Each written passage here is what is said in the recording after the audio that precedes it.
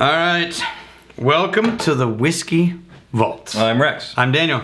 Yeah, he's a level. What are you? Still 3? Yes. Still 3? Oh, jeez. How many chances are you gonna get to pass this thing, man? Yeah. This is getting embarrassing. It is. It's getting. He's a master mooch. He just went straight to the top. Master mooch. And we're drinking a gift from Germany. Yeah, the German. Drinking German whiskey. The whiskeys.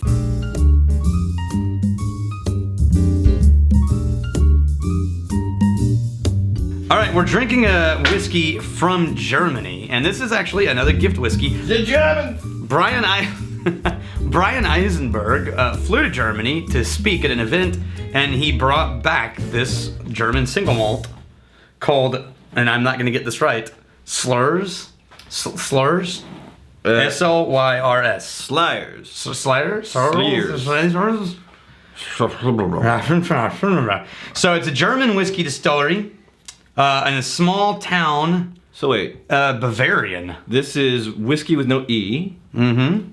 Because they're making it in the Scotch style, evidently. So you can. It's controlled by the Stetter family. Wait. So Also, they make schnapps. it can just be Scotch style because it can't be called Scotch unless it's from Scotland, right? Right, but whiskey, you can choose however you want to spell it. Okay. Yeah, I mean, there's Maker's Mark. Look at the Maker's Mark bottle. It has no E. Oh, and it's American. All right. There's a reason you choose that, and it has to do with your origins. The manager, Andrea Stetter, says this is fundamentally different from Scotch in that it has a mild and fruity taste and can be drunk as early as 3 years old. Dude, okay, so someone said the sour note is possible that it comes from dramatic temperature fluctuation during the fermentation process. So the yeast is negatively I affected. really don't like the nose on this. Yeah, me either. It's super sour. Now, they mature these in barriques. The obligatory wood notes in there, So it's American white oak with a volume of 225 liters. and the sweetness is getting buried underneath the sour on the nose here. Only new barrels. You know what? Once again, I find a sour whiskey. Then when I look up how they're aged, it's in a new oak barrel. So wait, so they said Scotch style? No, they said it's different, fundamentally different in its style. Okay. It's a Bavarian single malt. It doesn't taste that bad. No. It's actually kind of honeydew. I get the kind of light fruity notes they're talking about. The sourness doesn't show up in the taste. It doesn't, and the finish is really light. Yeah, like sparkly light. Yeah, it just Like a white wine white. you got some sweetness and some wood notes, and then it just. But man, that smell, I can't. Okay, hang on. lifts off the tongue and it's gone. Let's do a test that someone suggested. Let's do it. Plug your nose.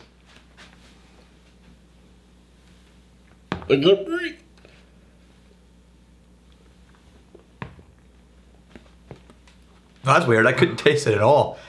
I can taste it at all either. That's really weird. There's just alcohol. I mean, I can't taste anything. There's alcohol in my mouth. Oh, That's all I can taste. that's bizarre. I never realized that worked that well. I mean, you always did it as a kid when you were eating something you didn't really like. Chad may need to edit this out. You're a song, right? I've never actually tried that. Of all the things, I've never tried plugging my nose and then drinking whiskey. I mean, you know that smell is most of what you taste, but... All right. It's still pretty thin, though. It tastes like Yeah. it's going to be pretty rich and thick and sour and I gotta aggressive. say, Brian, I'm sorry that you hoofed this thing all the way to Texas for us to be sort of not fans. Wait, was there a gift? This was a gift? Yeah. Did I call him a bastard? No, but you should now. What the hell? Brian Eisenberg. Brian Eisenberg, you magnificent bastard!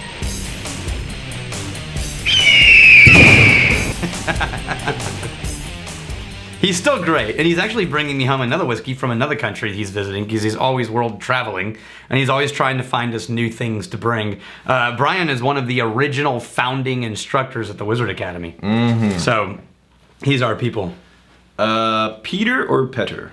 So while we're on that whole whiskey beer brewing process, after the whole craft beer explosion, there was a lot of interest in not only what barley and hops brewers were using, but also the kind of yeast. Is there a similar geekiness to whiskey yeast? Okay, so actually, yes and no, and here's what's really weird.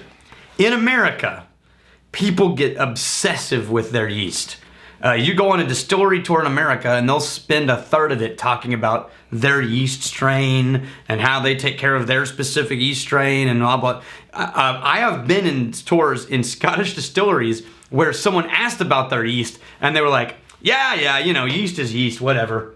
We just got bags of it sitting around, we throw it in there. I mean, that's not necessarily true of every Scottish distillery, but there are many Scottish distilleries that for them, yeast is just like, we put it in there, it makes alcohol. The thing that matters is everything else.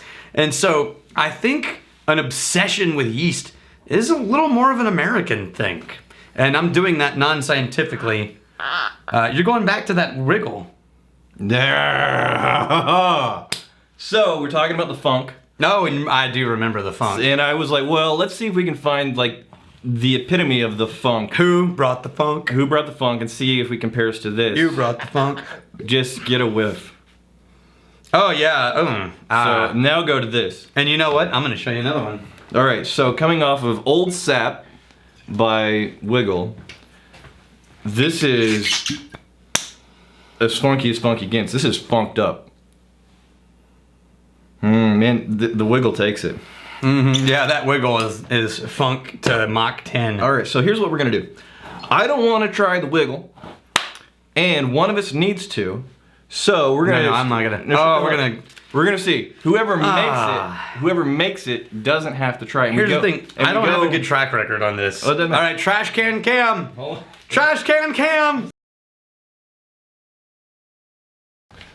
All right, first one to make it. I'm juggling. You want to go first? Yeah, sure. Oh no! Okay, I missed. Oh, son of a Bitch next. Wait, if I make it first, does that negate your No, next I get turn? a chance to answer. I get a chance to answer. Okay. You're changing the rules.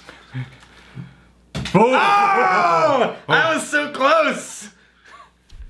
Yes! Son of a bitch! All right. Now. All right, there's yours.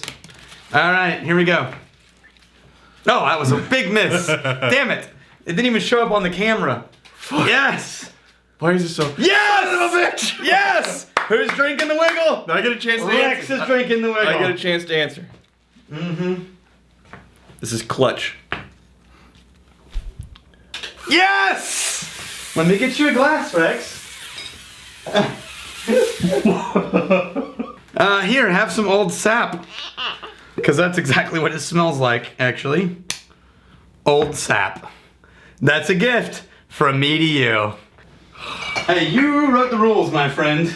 I'm simply abiding by them. I've never missed that many in a row. I miss that many in a row all the time. That's what we call a choke. You poured me a lot. I know. Oh, actually.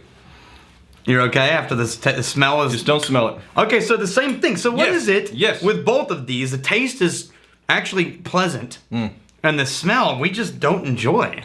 So, I wouldn't just go so far as to say pleasant on the taste, but it's not just owning me. It's not objectionable. It's not objectionable. That's a glowing review of this whiskey. No, it's This whiskey, it's not objectionable. This is the kind of whiskey that I think people are either going to love or hate. Yeah, and you know, same thing with like IPAs or hoppy beers. It will. It's like either you'll ruin your life or Yeah. you'll think you've died and gone to heaven. There's absolutely people that are destined to adore this thing. I am not one of those people, but I get, man, there is a market. Yep.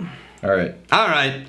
Here's to fighting, stealing, and drinking. If you fight, may you fight for a friend. If you steal, may you steal a lover's heart. If you drink, May you drink with us.